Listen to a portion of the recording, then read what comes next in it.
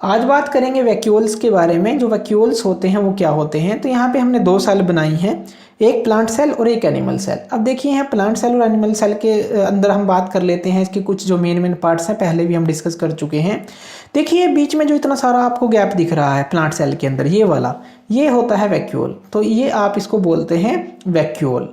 अब जो ये वैक्यूल है, देखिए प्लांट सेल के अंदर कितना बड़ा जो गैप होता है, यानी कि प्लांट सेल के अंदर ये काफ़ी ज़्यादा हो सकता है, 50 से 90% तक का सेल वॉल्यूम इसका हो सकता है। लेकिन जो हमारे एनिमल सेल हैं इनके अंदर ये छोटे होते हैं, जैसे कि ये दिखाए गए हैं, ये वैक्यूल होते हैं। उसके बाद देखिए एक और जो पार्ट है इसका, ये न्यूक्लियस है। तो ये न्यूक्लियस आप देख लीजिए, ये न्यूक्लियस है, तो ये न्यूक्लियस है।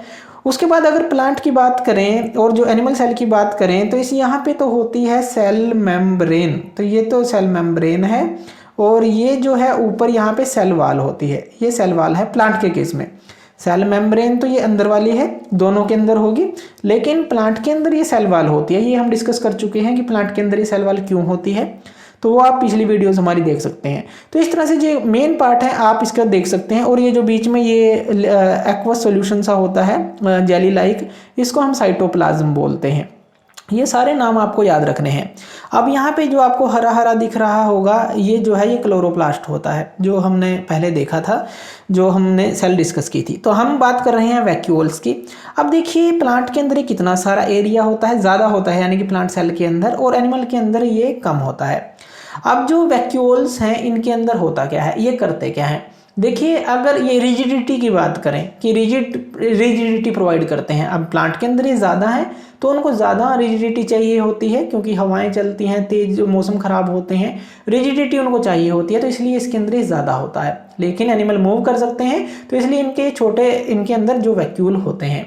अब इन वैक्यूल्स के अंदर होता क्या है, इनके अंदर जो है अगर हम कहें कि इंपॉर्टेंस ऑफ जो लाइफ के लिए चाहिए सब्सटेंस, इसके अंदर होते हैं वैक्यूल्स के अंदर। अब वैक्यूल्स के अंदर क्या क्या होते हैं, वैक्यूल्स के अंदर हमारे होते हैं एमिनो एसिड्स होते हैं, प्रोटीन्स होते हैं। तो इस तरह की जो चीज़ें होती हैं, जैसे कि एमिनो एसिड हो गया, प्रोटीन्स हो गया, इसी तरह से शुगर्स जो हो गए, जो यानी कि लाइफ जीने के लिए जो चीज़ें चाहिए होती हैं मेनली, तो इसके अंदर वो सारे स्टोर होते हैं।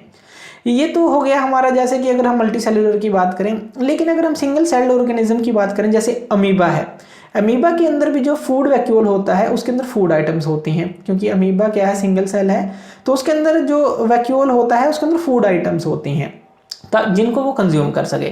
इसी तरह से कुछ यूनिसेलुलर जो हैं, यानी कि सिंगल सेलुलर ऑर्गेनिज्म हैं, उनके अंदर वैक्यूल जो है काफ़ी इंपॉर्टेंट रोल प्ले करता है, यानी कि वो उसको साफ रखने का काम करता है, एक्सेस वाटर को या जो वेस्ट है सेल का, उनको जो है निकालने का काम करता है। तो इस तरह से वैक्यूल का भी एक इम्पोर्टेंट फंक्शन होता है, जो हमारे इस तरह से सेल होती है।